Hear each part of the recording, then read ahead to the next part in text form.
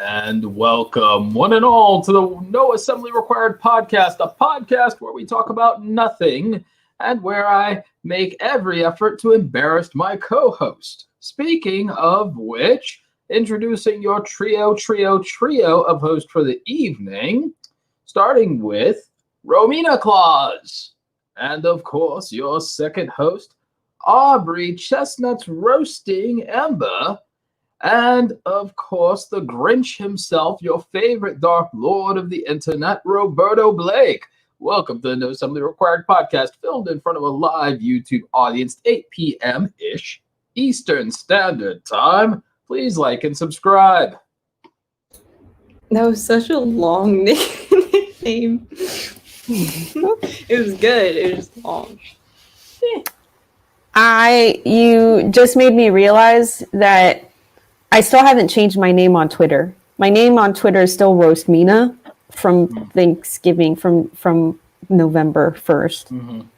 So I just forgot. You know what? I don't appreciate whatever's going on right now. I don't appreciate it. My friend Christina for Thanksgiving did a Friendsgiving roast where she invited her friends to roast her on Twitch and clown on her. And so that was interesting. She went all out for it. She did like all these promo graphics and everything like that. Like put her head like on a turkey with like all the flames, and it was all the things. She's really great. I think that like in a weird way, it's like if like people actually watch her, she could become like, if you like PewDiePie's stuff, like you'd like her, you know? Maybe I'll have to check her stuff out. Yeah, her Twitter and social media handles are CKC, as in C like your eyes, and then KKAY, and then C again like your eyes. CKC. That's cool. I will check her stuff out later. Dun, dun, dun, dun. Yeah, she's cool. She does the body paint stuff. Mm-hmm. Yeah, cruelty-free body paint. Mm-hmm. And no animal testing, no nothing. Environmentally friendly, all the things. Ow. Yeah, she's cool.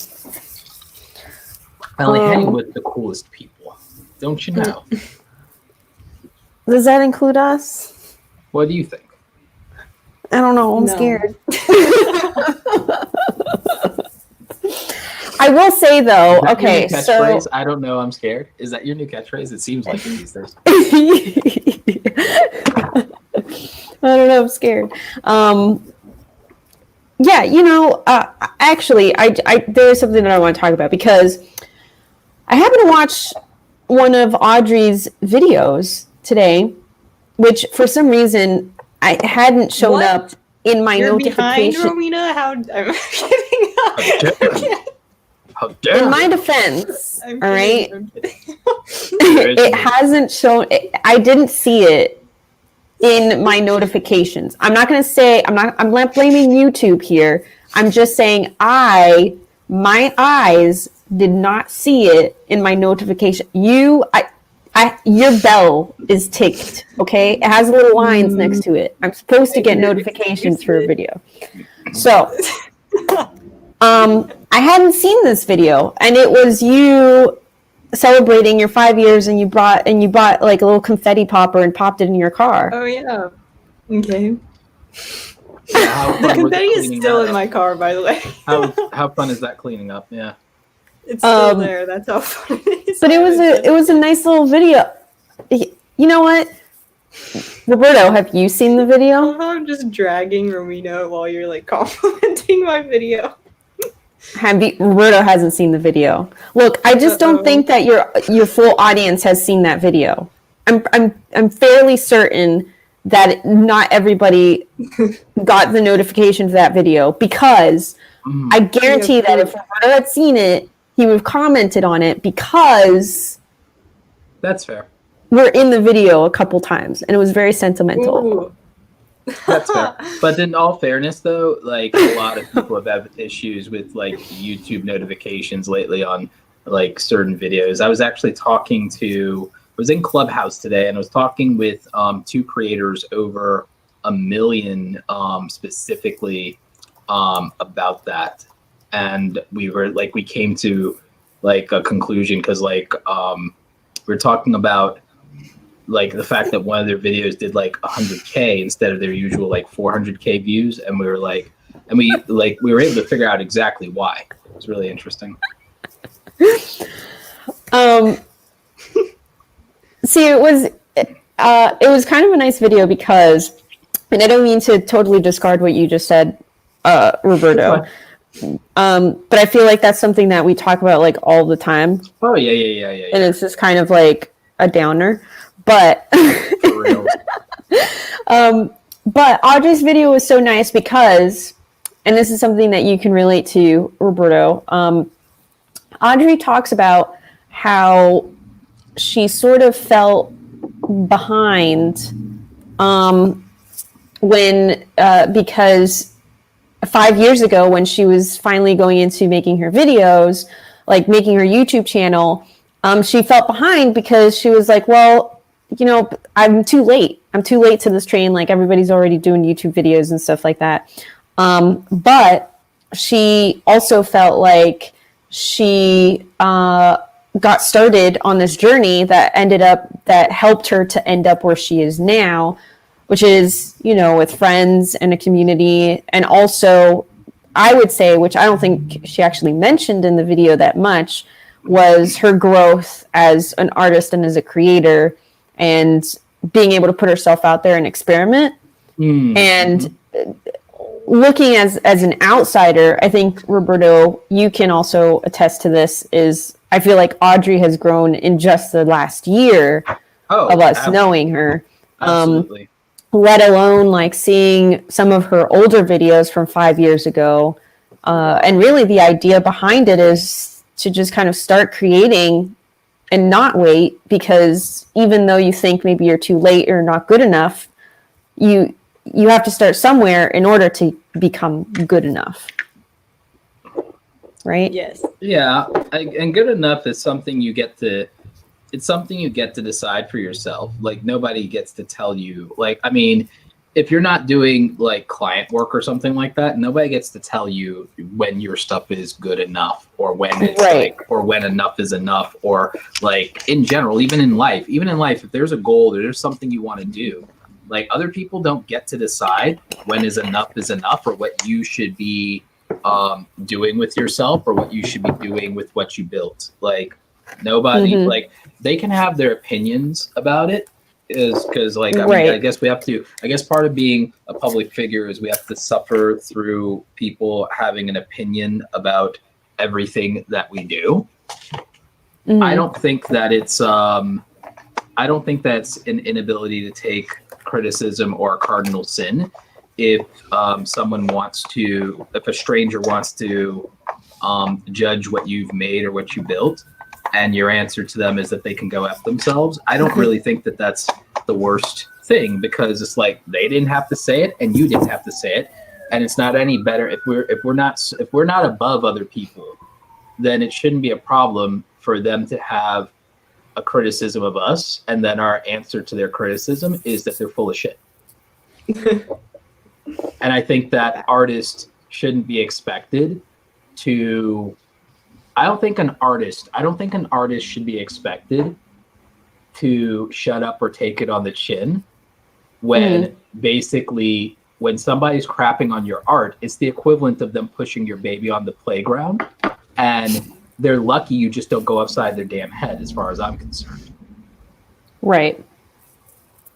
If you criticize an artist, you should be grateful they don't cut you. I mean, you are on their turf, so. But if you criticize someone's art, you're not evaluating their job performance. You're attacking their child.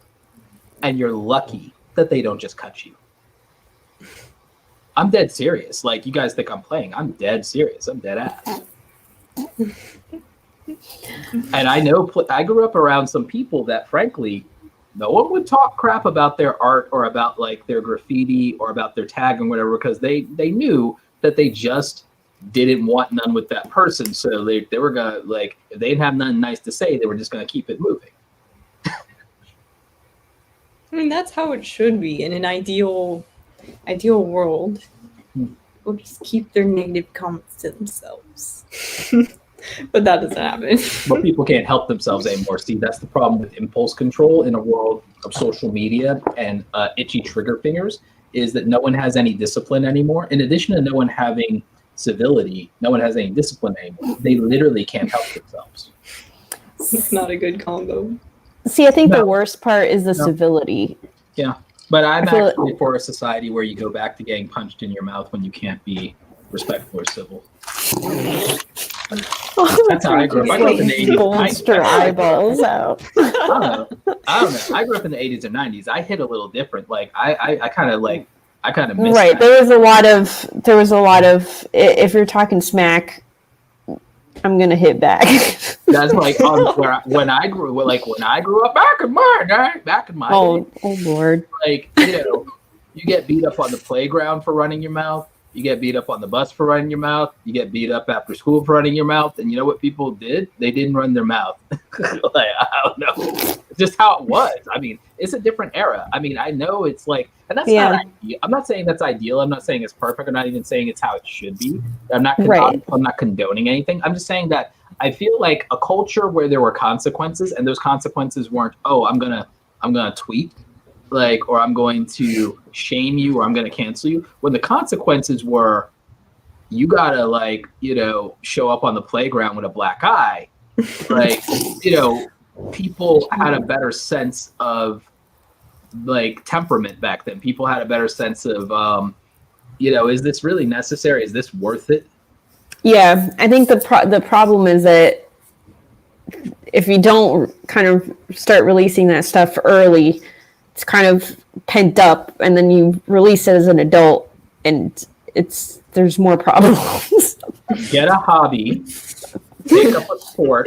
What if my hobby is talking smack on the internet? Ooh. No, those people should go and try that at a comedy club. Audrey's sitting over there. She's like a little keyboard warrior. She's got like a little click clack. She's like, "Ooh, I'm gonna get him now. I'm gonna get him now." No, those people. I spend my Saturdays. Those people should take them behind to the Laugh Factory and see how it plays. Mm. If they got the sand, get on stage. You got the sand? Don't hide behind some fake avatar. Get up there. Take your happy tail up on a stage. Deal with the butterflies. Deal with the hecklers. And, like, if you got jokes and everything like that, let's see if you're a comedian or if you're just a clown.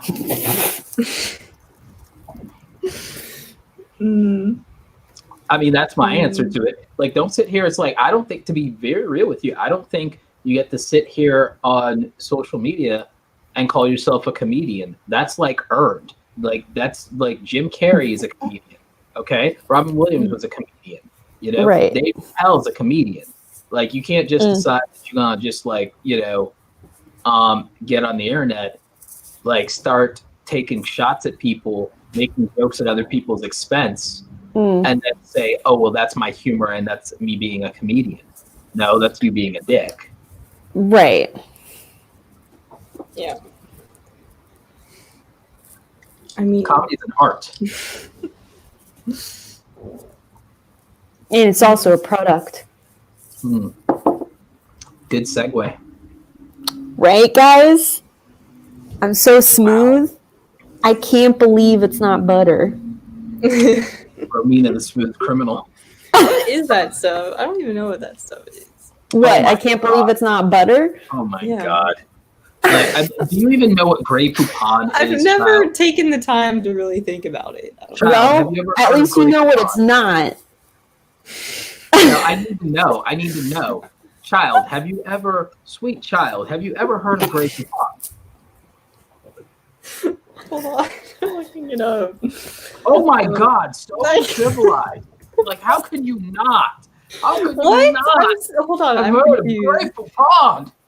What did you say? Grey Poupon.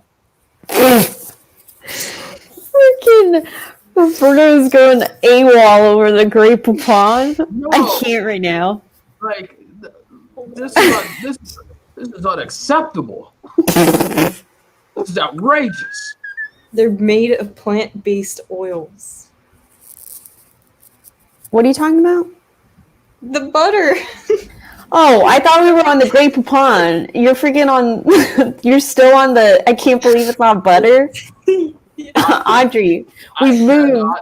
I cannot accept the fact that she doesn't know what Grey Poupon is. Okay, are you guys gonna tell me what it is? What is it? Yep, great. Hold on. Am I gonna have to Google this? This is the way, Audrey. I'm in pain right now. Is this mustard? It's not a mere mustard, child. How dare you? Wow. I looked it up in mustard. Don't come at Roberto with the. This is part of the pantheon. Is this an ad? Okay. Don't you dare! Don't touch Roberto's Grey Poupon. This is part of the great pantheon of condiments. Dude, I don't even like mustard. Oh snap! Oh no, you didn't. You didn't, So Audrey. why would I know this? Did you hear what she said, Roberto? No, what? Say it again. Like mustard?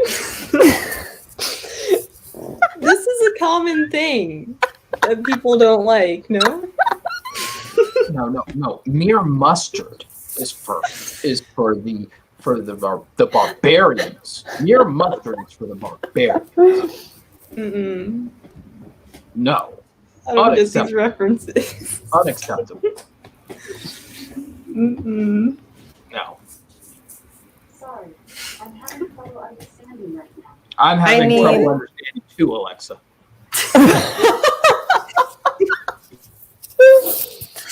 Alexa's confused too. She doesn't know what it is either. No, she doesn't understand you don't. No. Yeah. It's all about you. It's all about you, Audrey. Does anyone in the chat? No, it's just me. Okay. No, everybody knows, Audrey. Everybody knows what Grey Poupon is, except for you. You are the single individual in the entire planet. You are the reason the Galactic Federation isn't letting us in. Your fault. It's your fault. What is that? Well, it's not. Is this another like conspiracy thing? What's it with that guy who like talks about it? He's a security chief or former security chief. Is he loopy or is he in Israel? Listen, I wouldn't put it past him that he might know some stuff that we don't know. So I'm not saying it's aliens. The reason that this is so unbelievable, but it might be aliens. The only reason that it's unbelievable is the idea that Trump would be in on it and not tweet. True. That maybe, unless they convinced him, unless they did something to convince him. If they had that kind of leverage and they didn't use it to save They could have brainwashed him.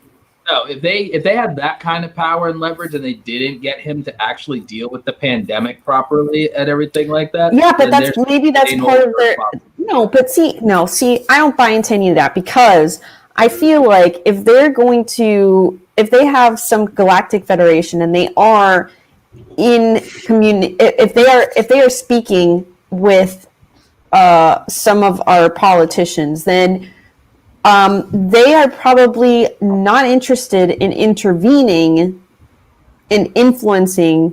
No, I'm saying if anyone has the influence to keep him from talking, then they need to use that influence for more than keeping him from talking. You get what I'm saying? Yeah, but that's too much. That's too much interference. I don't know. Back in Highlander, the Watchers had all that BS about. I'm just saying it goes against the Prime Directive. Roberto, they never held up their end of that. Prime Directive. It goes against the Prime Directive. How many times did Picard break the Prime Directive, Romina? Come on, you should. But it was the last resort. It was the last resort. They didn't even when it meant killing off an entire species. Yeah, and you want to talk about meddlers? We'd have to talk about Q. And yeah, okay, well, Q is an anomaly. Q is an anomaly to... Continuum for, like, the uneducated in the audience. The Q continuum. Look it up. Anyway, but yeah. All right, let's go back. Let's go back into the. Let's get off. Let's derail from the Trekkie route. Yeah, let's go back to talking about creativity, because I think Audrey kind of want to talk a little bit about something. Do you want to steer the sleigh? I don't have like a specific thing. I just kind of wanted in general. I feel like we haven't had like a creative episode in a while. You know what I mean? Okay, well then, do you want to steer the sleigh? Well, okay, so right now I'm working on a video about like planning for 2021. So like, what are you guys doing? Are you gonna do anything different? Planning for 2021. Does it have a bullet journal in it? No. It's basically just like, figuring out what I liked, what I didn't like, how to start next year off properly. How to get into the Galactic Federation. Oh, sorry. Yes. They should talk to influencers, not politicians. No. No. Charles would be a perfect person. No. They should just talk to the billionaires is what they should talk to. The people who can actually make a difference. Probably, but failing that, they should just talk to me. Because politicians have to deal with too much red tape, and influencers are going back into it. Are still so far up. Okay, all right, sorry. All right, let's go back to the creativity. They can just consult the Dark Lord and be done with it. Right, they should just. That's what it. Aliens think of our movies about aliens. They're probably wildly insulted. And they could make a React channel where they watch aliens. Audrey. Guys, if you're listening, this is a good way. Start a React. This is a good way to infiltrate the Earth. No, if aliens, if you're out there, become ginormous influencers, far the hell away and everything. This is a bad neighborhood in the galaxy. Like if aliens, if you're out there, keep your doors locked, keep those windows up and everything, and keep it moving and everything like that. And it's like if you ever come by Earth and everything, just keep on trucking and everything like that. This is a bad neighborhood. Yeah. What if they have bad neighborhoods too? No, we the bad neighborhood, and in fact, they check under their bed for Karens before they go to sleep. They check under their bed for Karens before they go to sleep. We are the galaxy's freaking boogeyman. That's right. No.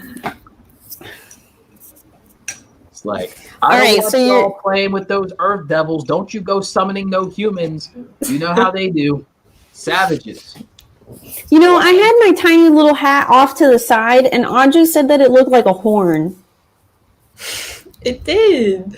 It was like straight out of her forehead. Yeah, it did a little bit. But anyway, Audrey, you were saying something about art and creativity changing about 2021. Yeah. Can you please dive into this without giving you too much away for your video? Yeah. So, I think because when I went home, I was home for 2 weeks when I had terrible Wi-Fi. Mm-hmm. And I was just kind of like thinking a lot about that because I wasn't working as much. Mm-hmm. And the basic takeaway of this video is just like, and it sounds so basic and it's a little frustrating, but it's just like consistency plus quality equals progress. It's kind of like there's a couple actionable steps in there, but that's like the main takeaway.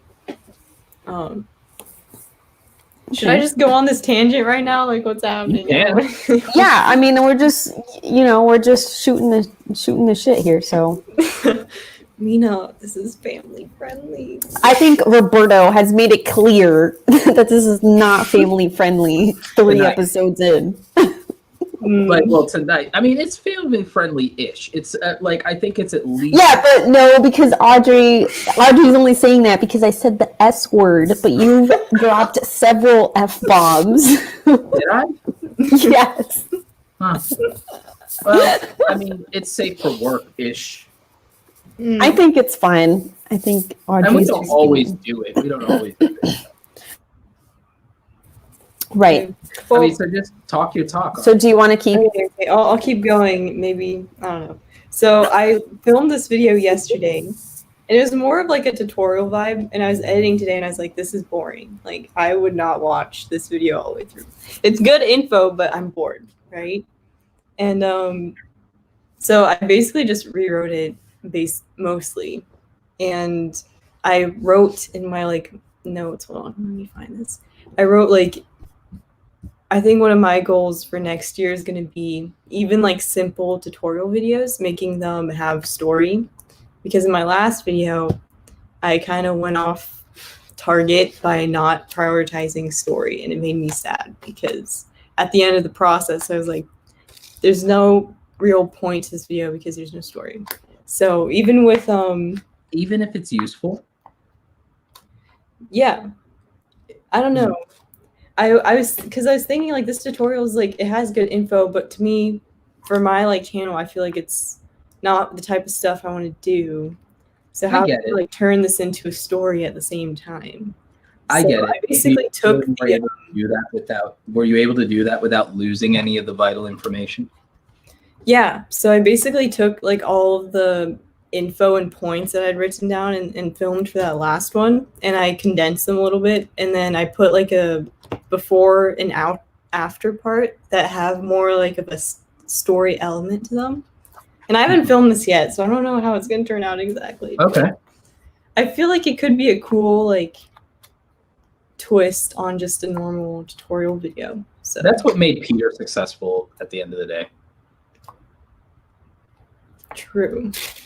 I hadn't like thought he managed to create, there were other photography channels, but they were all good information, but they lacked any real storytelling.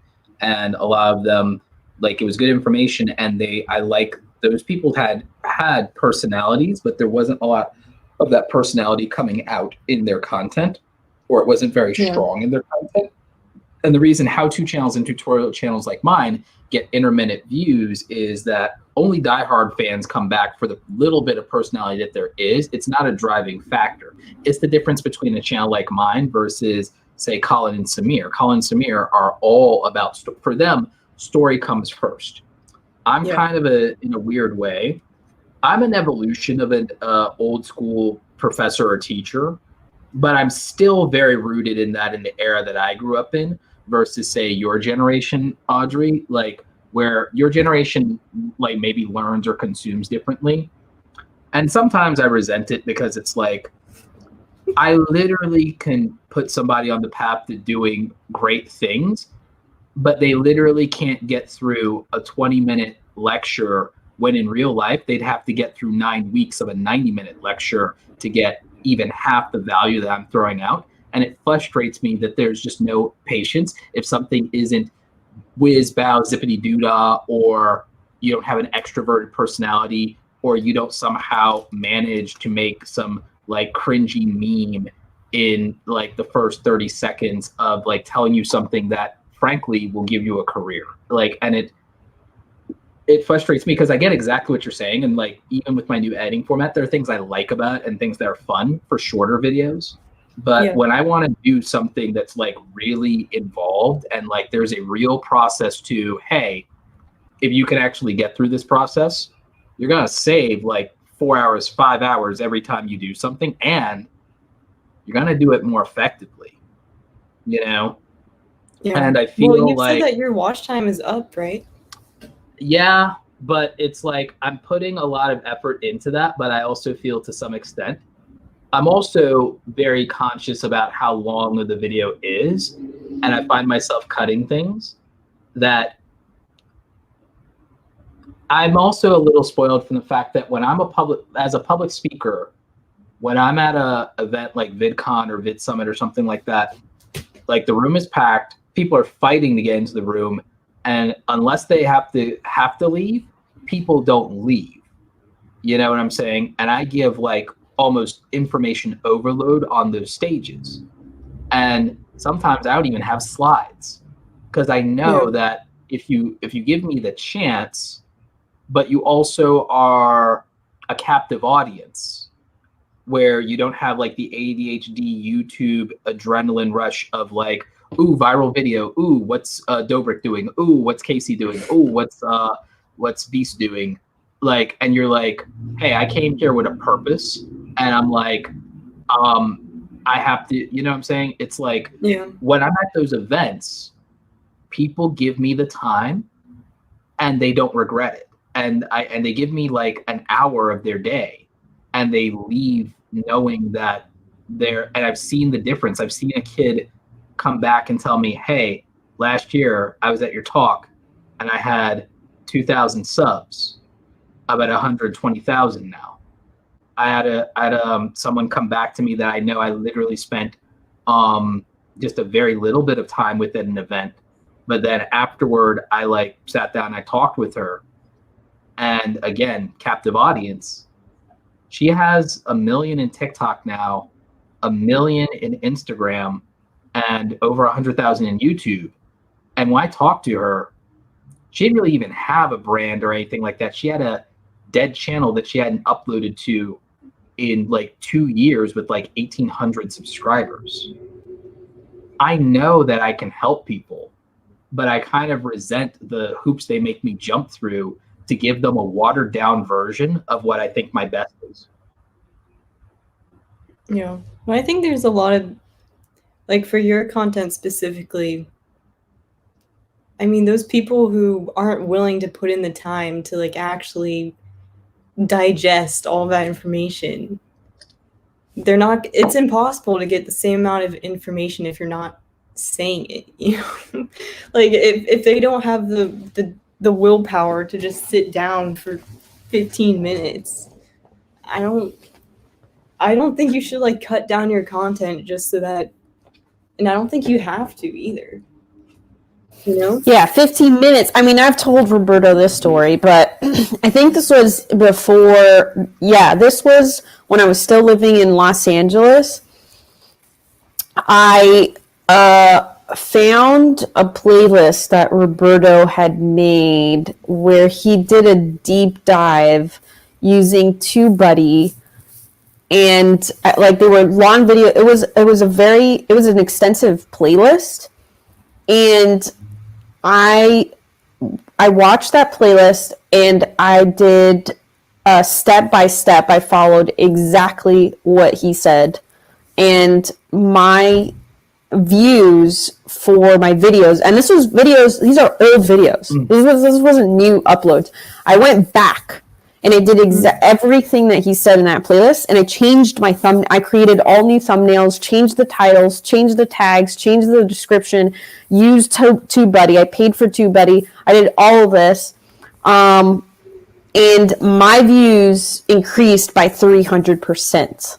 Like literally overnight, it went from one of my most popular videos to date, which isn't on the channel anymore for personal reasons, but that video went, I don't want to say viral because it makes it sound undeserved, because it wasn't like something that was unexpected.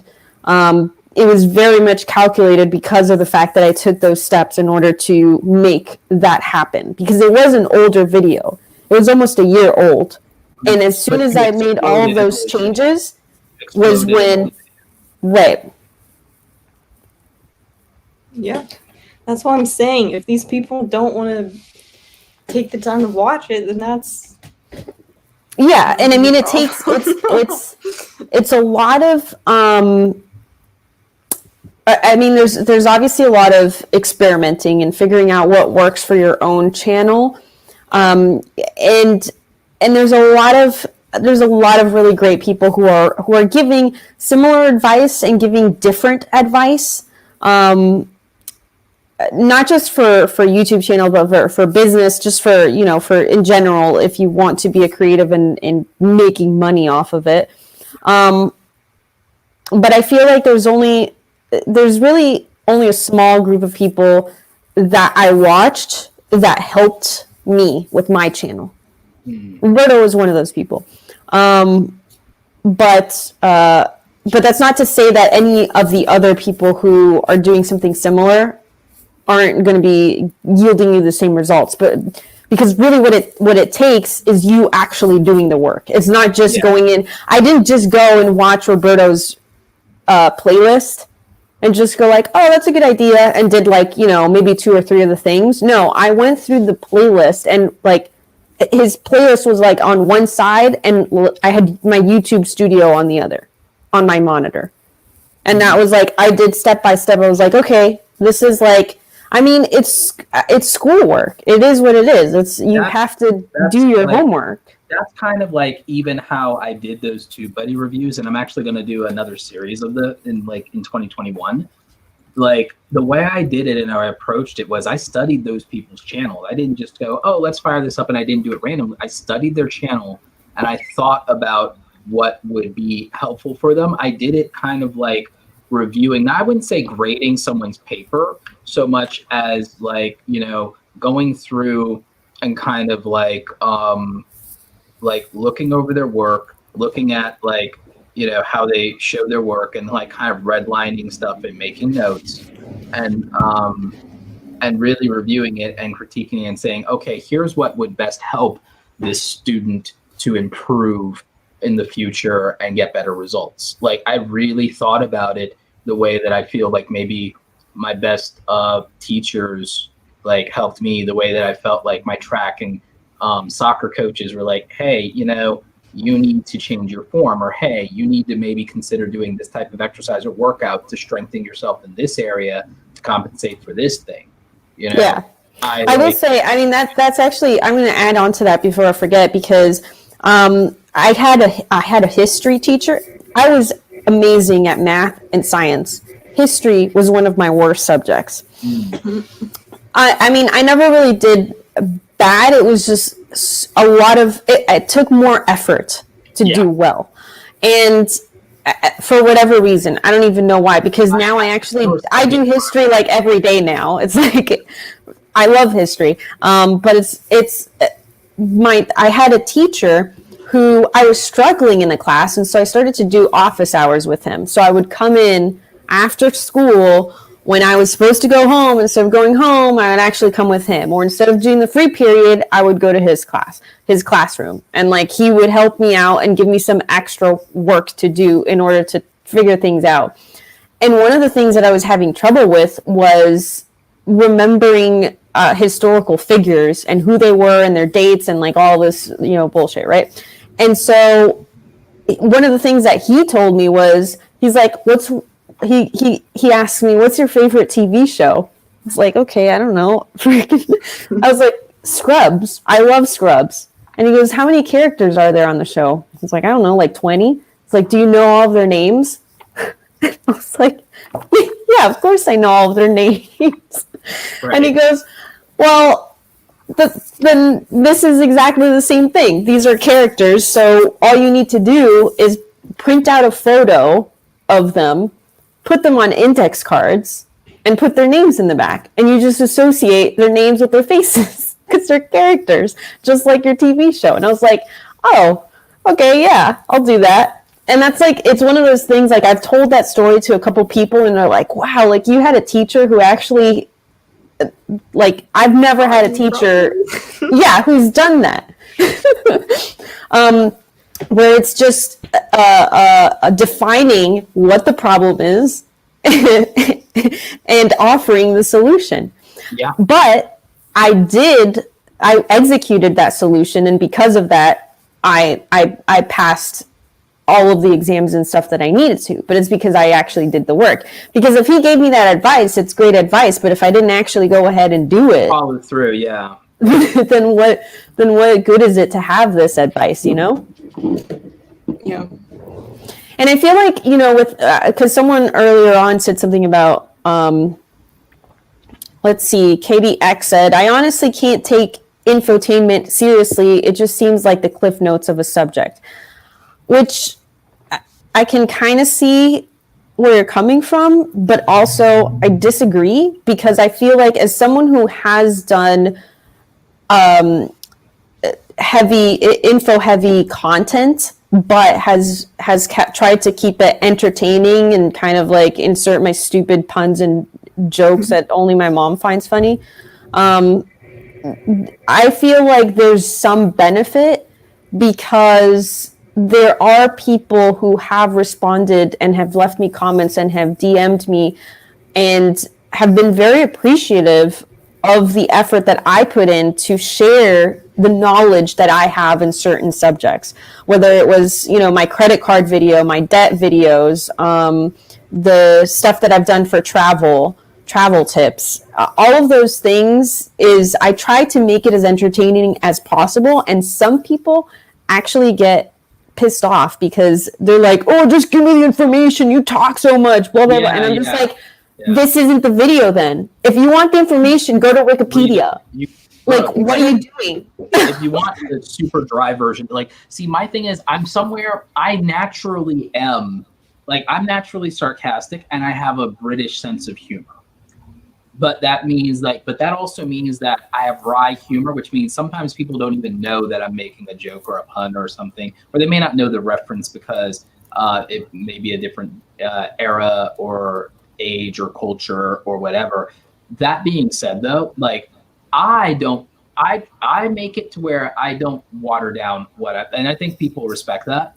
But I do see, and I like other people's content, and I'm not coming at anybody, but I do see a lot of people now really chasing numbers hard, and they've kind of abandoned how thorough they used to be. It's the well-made content, well-researched content. And I'm not even talking about YouTube tips channels, people. I'm talking about stuff I watch to learn. I'm talking about stuff I personally watch to learn things that matter to me. And I've seen, I watched this person when they had 10,000 subscribers, and I love their thing. And now that they're at 800,000 or whatever, it's like, man, yeah, their stuff is there. I can see their personality coming through. I love that. I never begrudge that. But I'm like, man, I can see that they're really now just playing to the crowd, and they're really more about these numbers, and they're still giving great advice and information. But man, it really has been dumbed down. And I get that. Maybe that helps more people. But then it's I feel there seems to be, and I'm going to try to address this, and it's a balance. That's where I'm okay, I can make some short videos that are but rarely super edited. And then I'm trying to find a way and a new format for super long content, and a new format for live streams that are deep dives, that are massive info dump, clear your Saturday or your Sunday or whatever, and get your notebook and everything like that. It's, you're it's cram school. I really kind of want to be able to have that cram school alternative, because I feel, and I've talked to creators that are above 10,000, 20,000 a lot, and even beyond. And you guys know this. And you guys know this even from your own journey. Do you guys feel when you watch stuff, do you feel there's this great wealth of something for you guys? Because you guys are not beginners anymore. You're beyond intermediate. Do you really feel there's any body supplying useful things for people who want advanced content? I'm gonna be honest, I don't really watch many how-to YouTube channels besides yours, Ricardo. Okay. I've never really been a fan. I remember watching yours in 2018, and Sean Cannell, and that was it. I really just I don't watch those videos anymore, because it got to the point where it's just kind of repetitive, and some of it is, and that's some of I kind of like the more in-depth stuff now. And new people, but I have stuff, even some of my new stuff, even stuff that the title might make you think I'm addressing fundamentals. If you check out some of my, I'll give you a list of the ones I think you should watch, Audrey, specifically. But I've gotten annoyed with that myself, and that's where some of my new resurgence and rebirth and growth is, because my stuff has, and Romina, you know this, I'm not giving the same old YouTube tips. Right. And on top of that, with my new editing style, I'm pushing the editing and production value of infotainment content and changing possibly the standard. You're also reaching a different demographic. You're reaching the demographic of professionals, YouTube professionals. So it isn't inspiring professionals. People who are right. It's the people who want to go beyond. The people who want to go beyond the download TubeBuddy, get your SEO in line. It's a little bit more robust, and I especially, I don't really watch the YouTube videos really that much anymore, because I mean, I did it when I was focused on my channel and was like, okay, I want the best strategy. I'm going to take this on with a broadsword. And so I took on all of these people, like Daryl Eves, and like I took like everybody on, and freaking I paid for all of the things, and I ended up with TubeBuddy. That's the one tool that I ended up with. Everything else I kind of just ditched. TubeBuddy is really all you need. I use everything, and I have everything. I use vidIQ to spy on my competitors. I use, but also it makes sense for you because you are making content that is surrounding these tools. So it's important for you to stay in the know. That's what I'm saying. Yeah, I'm saying that the two tools that I would tell anybody to use is either, because depending on your budget, you either use Buddy, but I would recommend you go all in on it because the advanced features are that good. And I'm gonna give you guys a sneaky thing on it that I like figured out. But then if you don't, on a budget, I would go with Morning Fame, And then there's a bunch of I really liked Morning Fame. I used it for like a year, and I really liked it. But then I kind of felt like it was a little bit redundant to the kind of stuff that I was getting on TubeBuddy. Not just TubeBuddy, but also just manually. I was able to read the analytics better in this YouTube Studio, so it was just kind of like, For some people, though, it's still so overwhelming, and I like the grading system because I think it simplifies it for things. Right. Like, I also, for tutorials, I do agree with some of the comments that there's a lot of great stuff on Skillshare. But the thing is, like, my live streams are probably the best, like, content because, like, I'm one of the only channels of my size that shows all my analytics, like, for real, at length, and, like, explains them at length and explains my experiments. But I'm going to tell you guys, want like a sneaky peek at like an advanced strategy that I'm making a video on that I'm just trying to figure out how to format, but like it's an advanced strategy.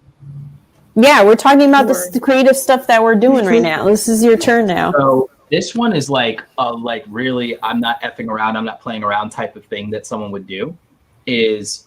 So have you guys used the new click magnet tool in TubeBuddy?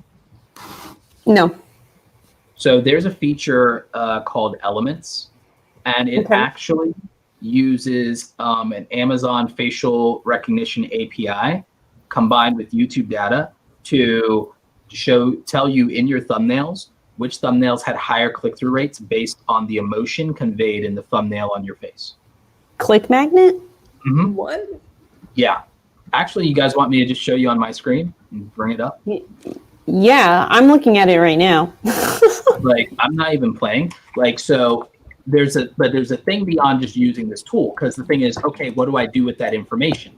Because the thing is, I think that looking at this range of different emotions, that anybody who's serious should make their thumbnails before they ever make their video. But even before you make your thumbnails, before you make your video, I think that what you should do is you should make a bunch of thumbnails or a bunch of photos that could be thumbnails for templates, because you can use this entire range of emotions kind of as your guide. And then you'll always have, like, if you want to share my screen. What? This is insane. It shows, oh, sorry, I was looking on the. Yeah. So, like, let's go to emotions, okay?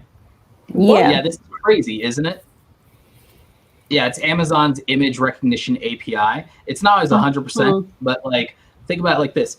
Apparently, either a mix of facial expressions, because maybe putting more than one person in their works, or in my case, usually being calm, being stoic is the face that works for my thumbnails the best. And then in terms of sizes, in terms of the choices between framing for the photographs, like I need to shoot wide, but with my high megapixel camera so I can crop in. So I have the option, because medium shots work for me the best in terms of sizes, or mixed shots, but close-ups don't work as well, even though it works for other people. So I now know, okay, medium sizes, body language and posture matters, having my hands in there matters, and then in emotions, calm works more than the shocked YouTube face for me by a significant range, like by a significant amount. Isn't that crazy? Wait, hover Wait, over the where is surprise. that? Hover over the surprised one. Mm-hmm. I just wanted to see the examples that it listed. Yeah, and the thing is, I can click. I believe I can click. Hang on. Yeah, Audrey, if you open up TubeBuddy, there's a little button, like the little TubeBuddy button up at the top right. You'll see it on the right-hand sidebar. It says click magnet. Do you see it? Okay, I am not familiar with TubeBuddy, and this is bad. Okay. Do you see the TubeBuddy button at the very top of YouTube? Do you have the plugin? Refresh it. Yeah. Oh. I have the plugin. Hold on. And I can also see which words in my titles Wait. do the best, and I can also see whether icons or text in terms of words do better. Significantly, symbols do better for me apparently than words. But then some of these do really well if they're words. If I hit strong emotions, so like I like face versus no face, I need more data on that. So here's the thing. You could get all of this and you get all this in TubeBuddy, but then what I would do is I would always make sure that all my thumbnail options, I really go with like whichever ones are like performing and test those. But if I have like an instinct that like, I think that this matches the video better, A/B test it. And you can A/B test with TubeBuddy where it'll do it with your YouTube audience. But if you want A/B test before you make a video live on YouTube, you can use this tool called Thumbnalytics, and they will literally give you a focus group where they literally will show as many thumbnails as you pay for. If you're on me and you're like on a $30 a month plan, it's unlimited. And so you could show like 3 or 4 different thumbnails to people, or just 2 if you want. And 100 people will give you feedback. They'll vote between it, but they'll also leave you comments. And you can actually get human feedback from 100 people and get a sample size test on your thumbnails and know which one did better. So you could test these in terms of either emotions, sizes on the crop, text versus no text, words and titles, which words you used. And so you could get human feedback. Now, if you're the kind of content creator who releases 1 video a week or something, this is perfect because you got time to get it right and package your thumbnail before. If you're a daily content creator, maybe on a sponsored video, you go through all of this. You know what I'm saying?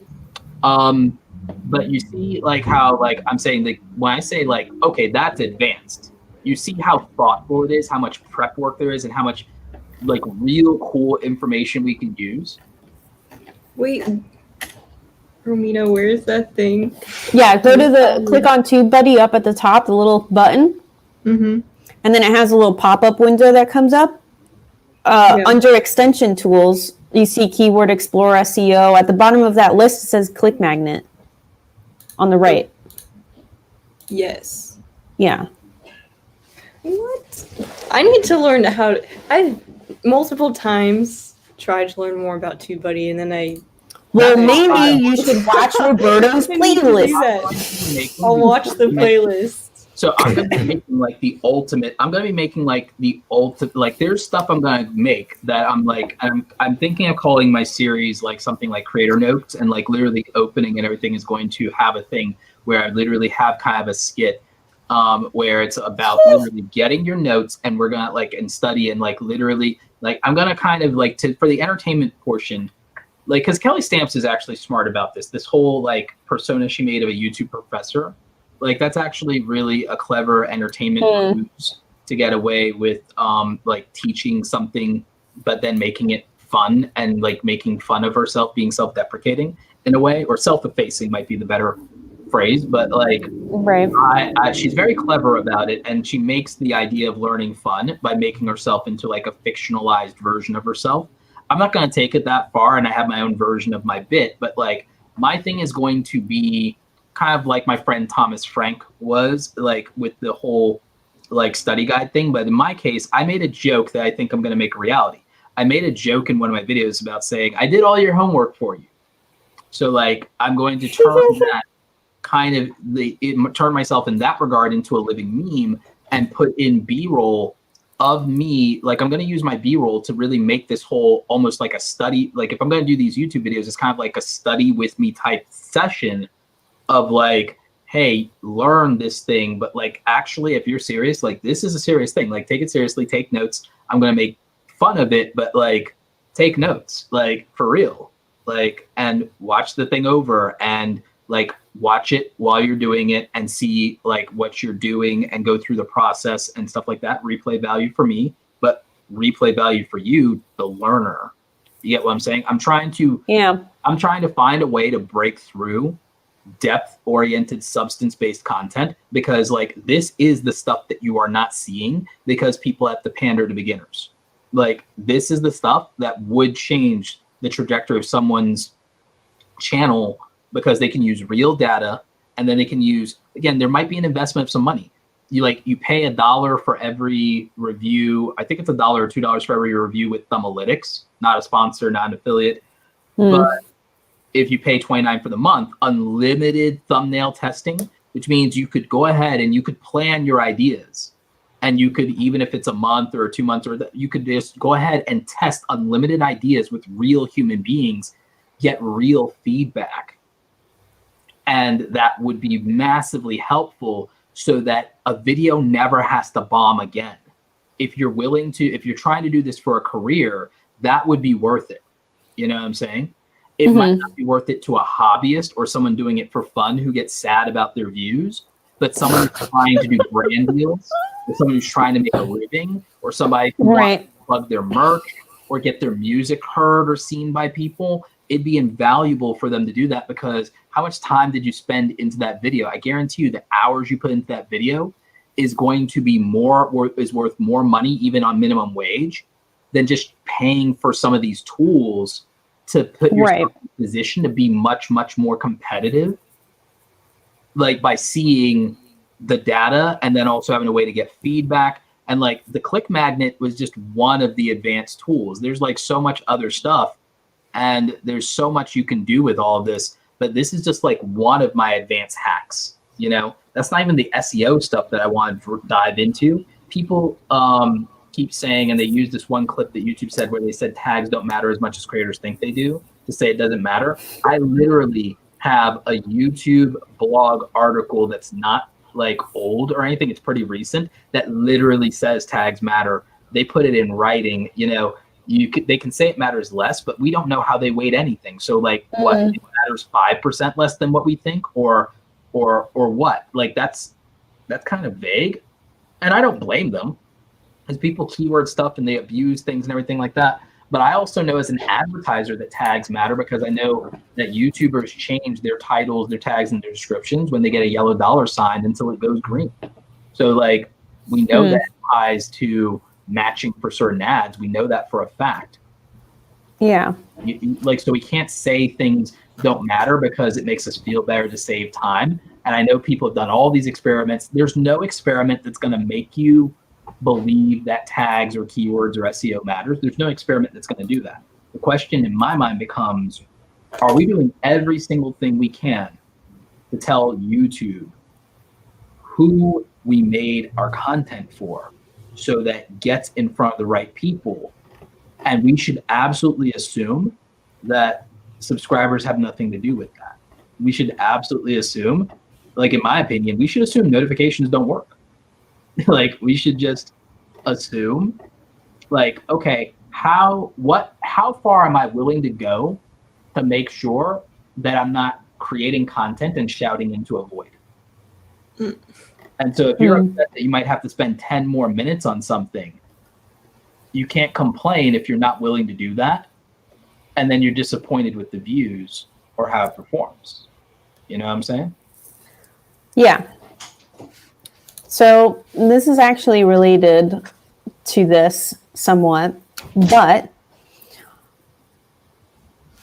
if you haven't already, leave us a review. Wow. No, it is related, guys. There is. I promise. The smooth segues are still here. Okay. Cool. So I'm going to read one of the reviews that we were left. Which Mike. Exactly, and that is dropping knowledge on navigating the crazy world of social media. If you use social media or create content, you will want to subscribe to this podcast. More information than you can shake a stick at on every episode.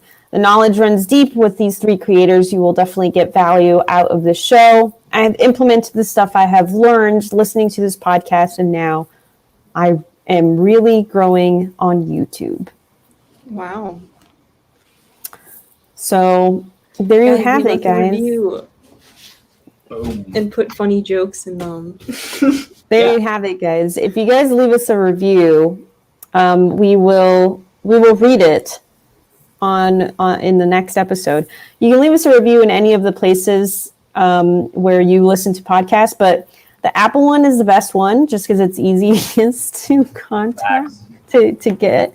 But yeah, I mean, feel free to leave it anywhere you please. I think I did see one that was on, I think it was on Google Play or something like that. I saw one, but I'll have to find it, and then if I get it, I'll take a screenshot of it and I'll read it next week. One of us will read it.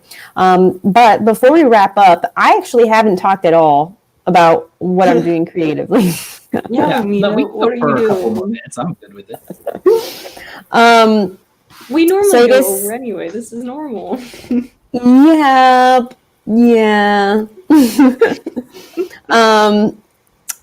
But I guess I guess I'm working on a lot of stuff, and it's kind of hard to see because my channels kind of look like I've died. But it's really because I've been focusing on so many things behind the scenes, and stuff that isn't necessarily for YouTube. And so, but I'm actually probably more creative now than I've ever been. It's literally something that I do every single day is create. I was actually working on an outline for my nonfiction book right now because I realized, so I started using Notion, and it's exactly what I wanted for my outline. And so I've transferred what I've written so far for my outline into Notion so that I can now keep doing my outline there. So I'm working on that. And then I've also been working on growing Create IRL, which has been going really well. We've been having events every month, virtual events, guys, because we're doing the whole thing. And that's been going pretty well. I mean, we just did our first, we're doing monthly interviews with professional creatives. And we did our first one just 2 weeks ago, and we had Jacqueline from Nothing But Tech, and that was really great. I mean, she's probably the best guest that we're ever going to have, to be honest. As far as guest, because she was so nice, and she made her own little clip to promote it and stuff like that. So it was very, very nice. And it was a great way to just kickstart it. And then also it was very insightful too. If you guys want to watch it, it's on, just go to the Create IRL channels. You'll find it somewhere. But the whole interview is there, but it was insightful because she actually talked about her creative process and how she, the work that she puts in to create her videos. And it was really surprising for me because I didn't know the work that she does to make her videos. Yeah. It's pretty involved. I've talked to her about that. Yeah. And it's very, it's a fun thing to do, to kind of be a part of this, Create IRL stuff, and just, it just feels like I'm creating all the time, and we're working on so many cool things and graphics and just kind of making stuff happen for other creative people, that it all kind of just comes together in this weird little melting pot of creativity. It's fun. It's cool. And just this is the regular stuff that I do all the time. I just paint and do all that stuff. But it's stuff that's just, I'll come back to my YouTube channel. I actually had plans for it. I have plans for it, but I've just been so focused on all this stuff that's just taking up so much time. But it's great. I love it. I love everything that I've been doing. I feel a little bit the same. People wouldn't know because of how much content I have been posting, which is actually, in my mind, it's less than what I feel I could or want to or have in the past. but people are like still awed by what they perceive as my consistency, where I'm like, guys, you should have known me back when I was daily. Like, yeah, exactly. How many times a week are you posting now? It's like averaging somewhere between 1 and 2 times a week. And yeah, which is nothing because you're like posting every day. Occasionally it's 3 times in a week, or like sometimes I'll get like even 4 out, and people are like, damn. But it's also, they're perceiving it from a couple of weird places. One, it's that I did step up the quality and I'm still being consistent. And it's like, it's not a small step in quality. It's like a leap. But what I like, and this is why I'm going to also be making more content. Even a video I'm working on now is revealing like how to use a real camera for live streaming, but also my live streaming setup and my settings also. Because again, over a period of time, you've seen that like I've gotten better and better and better at live streaming production even. And I invested, as you know, an F ton of money into making that better. I do know how to do it on a budget, but like I'll reveal that in my video too. But it's like I really play the game hard, and I'm willing to like, play the game as if I'm not established. You get what I'm saying? And there's a reason for it, and it helps me. But because of the quality and the consistency, to the point Audrey was saying earlier, like people perceive it in a very like, and it's very positive, and I'm grateful for that. But what they don't understand is that the only reason that I probably could even do quality content at a higher level than most people, and I might be able to go back to daily, believe it or not, is because of how many years I've spent refining a process, and the fact that unlike most people, because my hobbies are my craft, I've spent 10,000 hours on multiple things over the years, and a lot of them overlap. So even the things I didn't spend 10,000 hours on, I didn't need to, because I got 80% of the way on the other thing. Because if you build a foundation of photography, it's actually really easy to transition into video, and vice versa. Photography is not just photography either. Photography is photography, and it's also photo editing. And in my case, I had a career where I was doing that and graphic design on a regular basis for a living, for real stakes. So that also accelerates your learning curve. You know what I'm saying? And I did that. I did so much of this stuff for so long that I have the fundamentals of all of my apps and all of my tools. I put in the thousands upon thousands of hours. And when I then throw money at it on top of that I've earned through those skills, to be able to buy the best cameras, the best lenses, the best lighting, it's an advantage that most people don't realize how big of an advantage it is.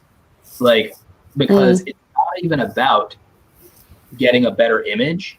It's about never second guessing whether you're in focus and never having to reshoot again.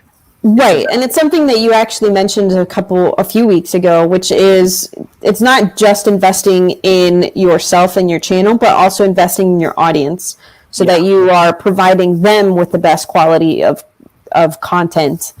So that when they're looking at you or when they're listening to you, they're not, scratching their ear, wondering why their ears are bleeding. They're listening to nice, crisp audio.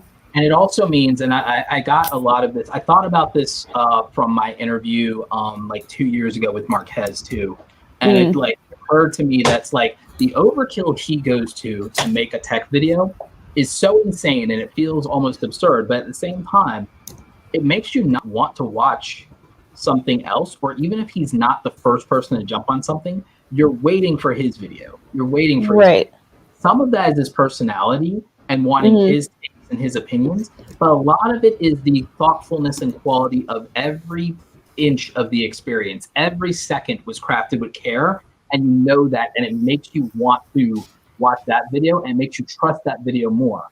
And with all of the people who just jump into doing talking head videos because they think it's easy, I want to differentiate myself and make like the best quality video experience that anybody could have watching the same subject matter. If they watch my video and watch another video about the same thing, I want them to look at my video and feel that my video was the one that had the most effort, the most care, not just the best information or the information that works for them, but to know if they watch a Roberto Blake video, it's going to be a video that was done to the nines, done to almost an absurd level of perfection, because I want them to leave with that experience, and I want them to come back for that same experience and to trust that if I do something, I'm not doing it halfway.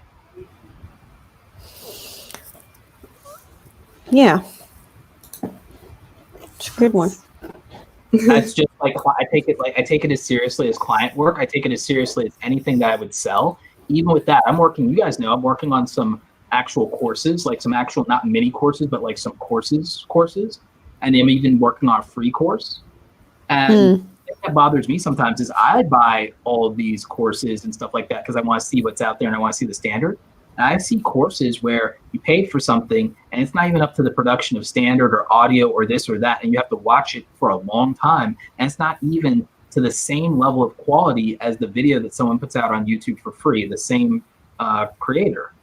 And I was like, well, why is that? I understand it's more this and it's more that, and they put more money into other aspects of it. But like for me, I never want to have anything associated with my brand anymore that feels like it was low production and that it was low effort and that it's less than what I'm capable of like delivering for you, especially if you're not paid for it. I never want to feel like someone paid for anything where it's less than what I put out there for free. Right. I think that's a good standard. I want it to be the standard. Yeah. Like that's where I push myself, because for me, well, I think you're kind of already doing that, right? I mean, you're already creating that standard. Yeah, I do feel that. And it's like, but I'm like very intentional. Like I've always kind of felt that way, but I'm like, now I'm super intentional about it. It makes me more picky, and it's been slowing me down, but I'm finally catching up off of the being picky thing. You know, like the thing I've been complaining to you guys about that all year. But now I feel like I finally broken through the perfectionism to where I feel like, okay, we're in the point where I'm like feeling like I'm sharper. The saw is finally getting sharp. It finally feels like I'm getting sharper. It finally feels like I'm seeing it and that I'm getting faster and I'm hitting it and I'm nailing it and I feel good about it. And the thing is also, when I don't nail it, I feel good about going back and refining it. I went and I updated 3 of my thumbnails today. After a training I did with my coaching group about thumbnails, I was like, look, even I can improve. It's like, you know what? I have a better idea for this exact thumbnail right now. And I showed them literally how I would change it and how I'd make it better. And they're like, oh my God, that's twice as good. I'm like, sometimes you just need a fresh, like, you need to step back and look at it fresh again. Like, and I think showing that as well helps. Like you said it right now, even I can improve. And that's always the thing, right? There's always something to learn, and there's always something to work on and improve on. I mean, I think something as Andy said, Andy C in the chat, he says, doing freelance video editing has made him a better editor than he was before 2015. And I agree with that 100%. I mean, I had been editing for myself forever. And then as soon as I started doing some editing stuff for other people, within a matter of months, I improved and I was learning new things. And it's like, how is that possible? You know, after doing video editing for 10 years, how can you teach me anything new, right? There's always something new. There's always something to improve on. And I think keeping that kind of open mind and being able to, and always keeping in mind that you can learn something, that there's always something to learn. I think that's an important key takeaway from all of this, I feel like. I learn from you guys all the time. Like, yeah, how to be awesome. I'll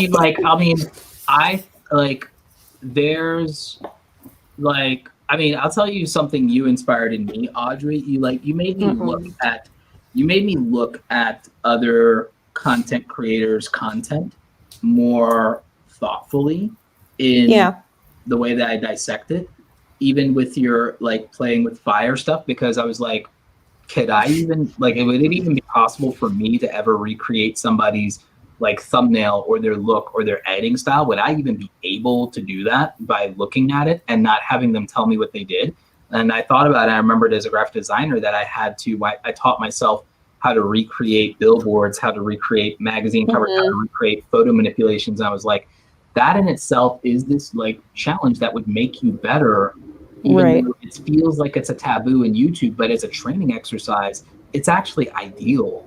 And it's actually the right thing to do. And it's actually perfect. And the thing is, even Casey mimicked what he saw in traditional Hollywood film. And he was kind of says that his early career was chasing filmmakers that he grew up watching until he realized he had the opportunity to be something more and to be something all his own. But the foundation of all of that was only possible because of what he learned through mimicking people he decided were great. You know? Yeah. There's a lot in that. More about that. You made me think more about that, Audrey. You made me think a lot more about, like, it's how I ended up being able to dissect the formats and the editing and the pacing.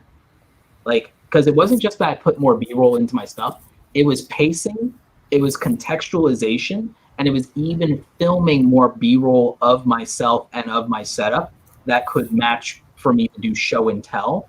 And I had to look at how other creators do show and tell and see, well, what would my version of that be?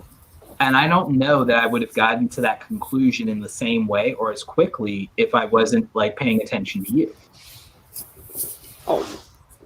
I like, even when I make my stuff, I'm not thinking about stuff like, I don't know. When I make those videos, I'm just kind of like making it because I want to learn and stuff more quickly. But I guess that also can be applied to, I guess I probably do the same thing.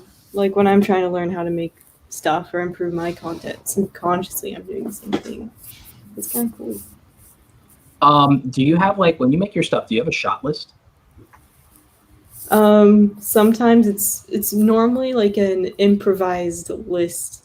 I have a basic list, and then there's always stuff that gets added to the list. What the hell? Fire alarm. Yeah. I have now for a lot of my videos, I have because I have outlines now. I now make a shot list, and if I don't get around to making the B-roll, I pick it out of story blocks. But now also with story blocks, I have concepts because I know the things I talk about. I know I talk about money, and I know general concepts that have to be like time, social media, money, teams, creating, live streaming, cameras, laptops, like I know that so I've made folders where it's like audio, music, headphone.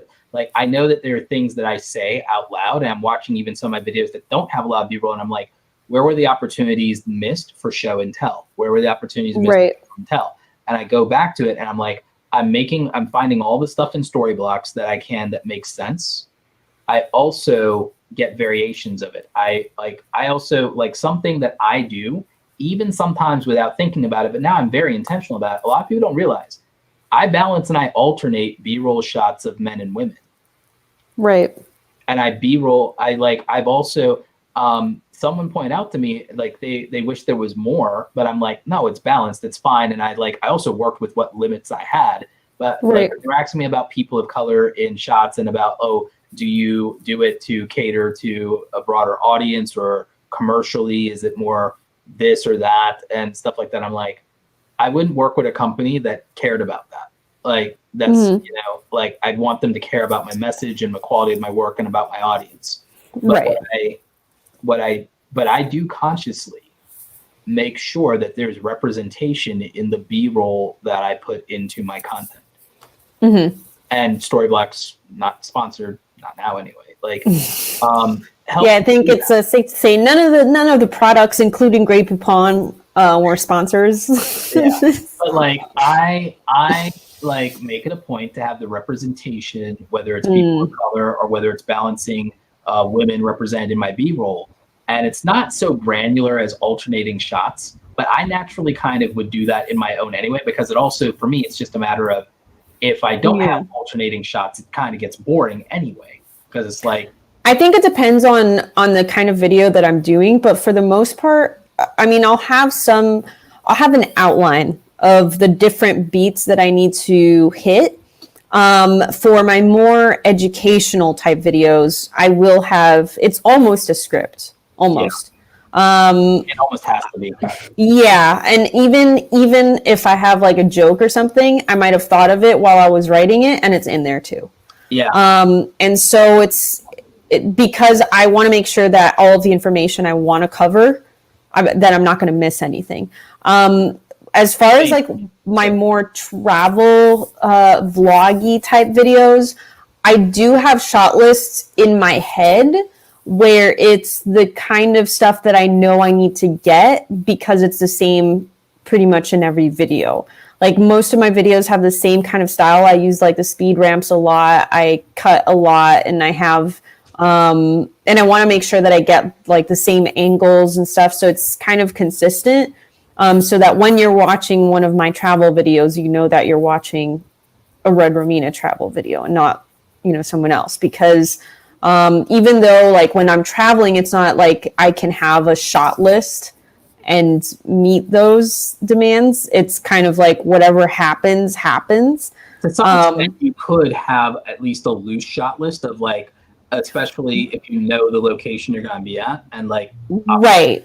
Well, I have more or less like the shot list of like the angles and the stuff that I need to hit in order for it to be consistent with the rest of my content, but not specific to the place, because I literally sometimes I don't know where I'm going to be later on in the day, or like what I'm going to be doing. It's like, it's kind of, and that's just kind of how it is, I mean, more or less I have my activities planned out before I even leave to go to this place. But once I'm there, it's like, who knows what's going to happen? Like maybe the activity that I had planned is canceled, or like it's raining or whatever. It's like everything changes, There are staples of like a Casey Neistat video in terms of events that will happen at some point. Mm-hmm. There's like a list. Right, exactly. And I think that made a video about that. I think it's important to kind of have an idea of your shot list, of like, to kind of have consistency with the rest of your work, Unless you're like naturally gifted, everyone has a shot list. I think. Right. I think basically everyone has a shot list, especially when you're getting. Maybe if you're daily vlogging, you don't, but you still have like a general idea in your head of what you need to get. Well, you have the beats that you want to hit, and if you want to hit those beats, so one of the things that's kind of if you want to hit those beats and really impact the audience, you have certain settings where you hit those beats. So that would be like, even like if you look at Casey, he'll do an intro in a different, he used to, like, this is the early days of Casey, where he'd do an intro where he's somewhere else. And it's like, oh man, like what's this guy doing in the middle of the street? Like he's about to tell us something. And that's only like the first few seconds. And then suddenly he cuts and he's in a controlled environment in his studio. And suddenly now he's saying something that's important, something that's like, hey, you need to pay attention to me because I'm about to tell you something that's important. I'm in my studio, my office. This is my equipment. Suddenly the setting has given you context for the emotions that you need to be feeling, the stuff that you should be thinking about, right? So the setting, it's all very intentional, It's like if I'm giving some information, like teaching people about their credit cards or something, I don't want to be sitting on my bed when I'm doing it. I want to be sitting in front of my desk so people can be aware that this is a professional setting and I'm about to say something that's professional. Like this isn't like a personal thing where I'm talking about, I'm being distracted right now.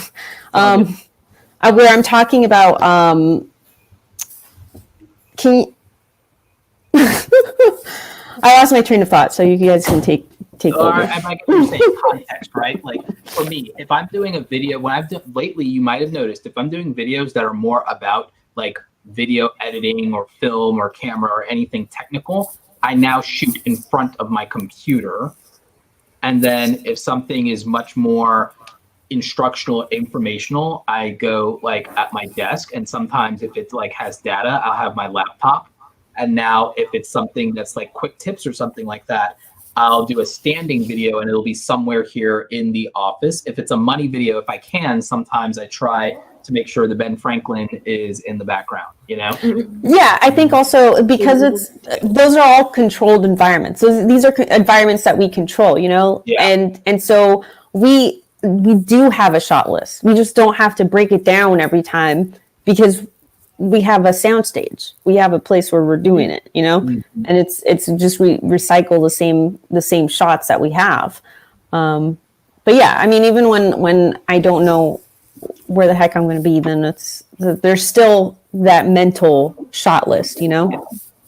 That thing that's still like happening. when I was making the Casey video, I think one of the hardest things was he was switching locations so often that I would lose like my mental list in between, you know, moving around to different places. That's why it ended up being over like 3 days because I kept losing track. Like one skill that I want to get better at when like making more of a vlog style video is being able to remember like what your last sentence was so that you can pick up like right where you left off. Which is something Casey does all the time. Like, how do you remember? Like, I have to your sentence wonder just if, like, flows into the next one, and I like have to 5 wonder- hours later, like, how do you remember? I know he's making the videos himself, but I have to wonder if him being alone is an illusion and if there's somebody with him and they can remind him. Because I feel like even that would or be he like, can just write it down on his phone. True, but sometimes he's like moving around. Like he's, for example, Yeah, like, but I think walking he through an makes it airport. seem- Okay. Like you're not gonna stop and be like, write down my last Yeah, sentence. but you can write it right, after. because he's a guerrilla style filmmaker. So Hollywood guerrilla filmmaking was you had one camera and you were running gun all the time, and he came from that world. And Casey also was a documentarian. So I think that just by virtue of experience and stuff like that, he's really good at crafting the illusion of simplicity. And also crafting the illusion of I'm on my way to do something. Even if not, I mean, obviously the airport one is not faked, but I mean, it's very simple to just go down the street and just, you know, hold the camera and you're like, right, I'm on my way to do something, you know? One, he has so much experience for doing it so long and doing it compressed, but then he had also all the Hollywood like level, and by Hollywood I mean just New York. I'm just use Hollywood as a stand-in for filmmaking. He did guerrilla filmmaking the real way, like the old school way, like for real.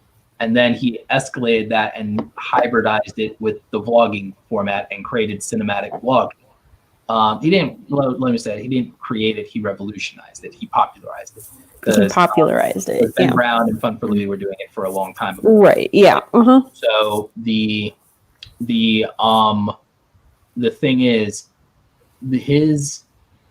like him doing it so frequently though, what people take for granted about consistency and quantity is not only how much it improves quality, but how much it eliminates like simple mistakes, because you just end up being a machine. You end up like getting like so sharp, so fast from repetition alone that there are things that become muscle memory, like so much so. Like you ever stop doing something for a long time and then like relearning it? Yes, you eventually get caught back up and you still feel rusty and you're shaking that off. But when something is literally every day, you don't get rusty and you only get sharper, you only get faster, you only get better, and it takes less and less and less to do more and more and more, because there's no delay in the signal to your brain in doing the task anymore, because it's like that neural pathway is like much more permanent and it's much more grounded and it's much stronger, you know, than something that you do once in a while. You know, it's like that's what turning this into a lifestyle really looks like. When something is consistent and it becomes like a part of you, that's when it's part of like a lifestyle. And that's really the difference between a full-time creator versus a hobbyist, is the habits that they've attached to their lifestyle in this And part of it is like how we get to the point of like just hitting record, and like the other part of like our intro and outro lines are now a part of us and stuff like that.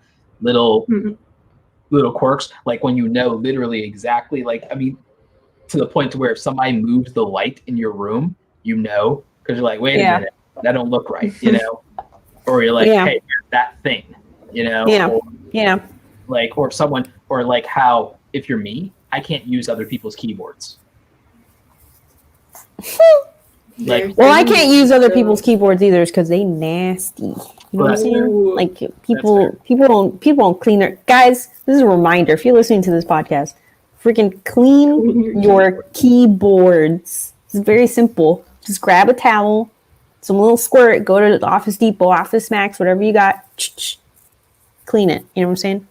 Because they get dirty. You're freaking touching that thing every day. You're scratching, picking your nose. You're doing all sorts of stuff. And then you're touching the keyboard. That's part of like one of those things post-COVID of where I will be much more picky, one, about going out, and then two, where I go. I will be more picky because I've and what you touch. I've become very OCD during this whole whole thing. Oh, that's dangerous. I won't allow that. Like I'm now very particular. You know what I'm saying? Like, gotta be careful. Don't go off the deep end either. I'm not gonna go too far, but it's like I do carry sanitizer, and I do and now I've become much more sensitive to smells. Like, and my level of being irritated with that kind of thing.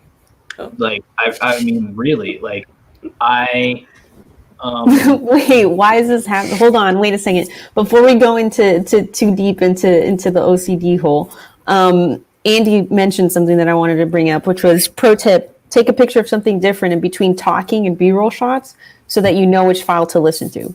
That's in reference to being able to stay on top of what you said last, if it was a long time ago, if you're doing like daily vlogging type stuff. Another pro tip for all of you, and maybe in some of my videos coming up about B-roll and shooting and editing, because I'm going to be doing more of that stuff, by the way. And like Aperture sent me a new light. I have a lighting video coming out, and even in one of my courses, I actually have diagrams for lighting that I'm designing. I'm not just making and like they're not black and white. I'm making like deep, like graphically very appealing and like color coded diagrams of a lighting setup. And like something when you're shooting B-roll that sometimes helps is to talk out loud during the B-roll and to actually mention notes and settings for yourself about the B-roll, and like even what settings the B-roll is shot with. So if you ever need to reproduce the shot, it's actually a little simpler. Or if you need to reshoot it, or even for somebody editing it, it might be helpful if someone else ends up ever editing it. It's like, it's actually really helpful. And like I said, I do a lot of prep work, studying and picking out your sound designs based on concepts and ideas. Like, does this fit this video? It's like, does it fit the topic? Does it fit the theme? Does it fit the vibe? Does it fit the tone? Like, I actually think now about the tonality of my videos. I think about what's the feeling I want, like what are the feelings I want people to leave the video with or feel throughout the video, especially like if I have to do something like, YouTube isn't paying creators and it's monetizing the thing. I want people to not feel angry as much, and I want them to feel more calm and reassured, and not like the world is coming to an end for them, but to have a realistic, like, hey, like, just, hey, don't get discouraged here. And just remember that this wouldn't get down like Kelly Stamps or Mr. Beast and everything like that. They would just say challenge accepted, and they would just work harder and they would move on. Like, and there's no reason that you shouldn't do likewise, you know? And so I think about literally down to how, if someone comes into the video feeling this way, how do I make sure that they either leave feeling better than they came in, or that they keep the feelings they had? You see what I'm saying? I'm like, right. Yeah. Right. Speaking of the audience leaving, I believe it's about time to wrap up this episode. So I think it's a good place, because I think like in talking about like for art and product, really think about the experience that the people have consuming your thing, whether it's a photo, whether it's a video, whether it's a podcast, whether, like, think about how you put them like first, but also think about, like I said, this thing that you made is your baby. So I'm not telling you that like you shouldn't also put yourself into it and enjoy that process just because you might want results or want people to like it or whatever. Like, you what? I muted Audrey because she has like the Grand Prix happening outside her bedroom. But, I didn't know you could mute me. I have the power. She's got the power. Oh, But, that means I can mute Roberto too. Uh-oh. Oh. But what was I saying? Oh yeah. You were coming up with your outro. That's what you were doing. But I will. But like I was Roberto. trying to make this salient point for the audience about the fact that, like, You've already made your point. It was on point. just because you're making something that you want other people to enjoy doesn't mean that you shouldn't enjoy it too. And also a note on criticism, something we've talked about here. It's like, I don't think you have to take criticism well, not when it's your art. When it's your art and you've put your heart and soul into it and that thing is your baby, it's okay if when people want to take a crap or take shots at your baby, if you want to smack them around a little bit. It may not go over well in like Twitter, or people might give you crap about like criticism or hurt feelings and everything like that. But it's like their criticism is kind of their baby, and you're taking a pop shot and a crap at their criticism the same way they took a pop shot at your art. So it's fair game according to their own rules. So I don't think you have to feel bad about it. Some people say that's horrible advice or that's toxic, but it's like, I think in the real world, like, people wouldn't say jack about like your art to your face in the real world where they had to see how it makes you feel. Because if they're not a total scumbucket, they would actually care about seeing the look on your face or those hurt feelings and would feel bad or would feel guilty, and they wouldn't do that, or they'd apologize or whatever, because that's what happens, at least if they're raised right. So, you know, I don't feel that the anonymity of the internet gives people a pass to judge or invalidate your art without you getting to feel how you want about that, because your art is your child. And if somebody pushes your child down the playground, they should, again, feel very lucky that you don't just cut them. So with that in mind, that's kind of where I'm going to leave it. I'm going to let you guys have your say while I come up with the outro. That's on you, Audrey. What's your say? Oh.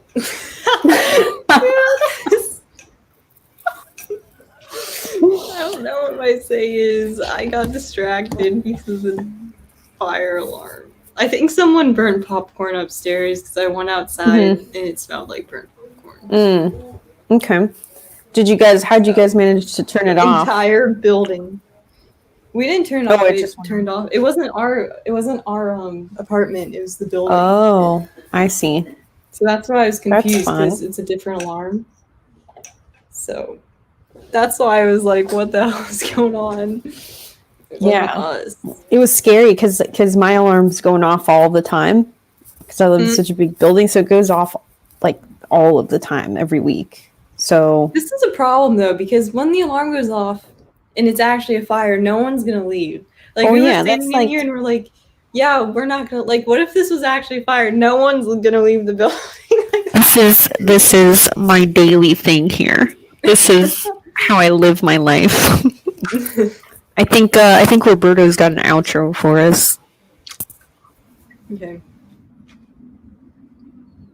They should have like a confirmation alarm that tells you that the alarm is real. Okay, I'm done. This outro is real. Thank you for listening to No Assembly Required Podcast, a podcast where we talk about nothing and go over our allotted time.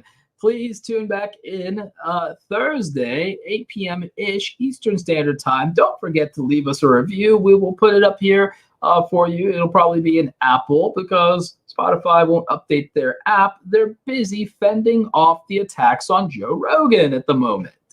Anyway, we really do appreciate you listening to us. This is filmed in front of a live YouTube audience. This has been your trio of hosts signing off, starting with Romina, the Winter Warlock, Audrey, by an Open Fire Ember, And of course, your Dark Lord whose heart has grown 10 sizes this day, Roberto Blake. Thank you for listening. We will see you next time. Nop.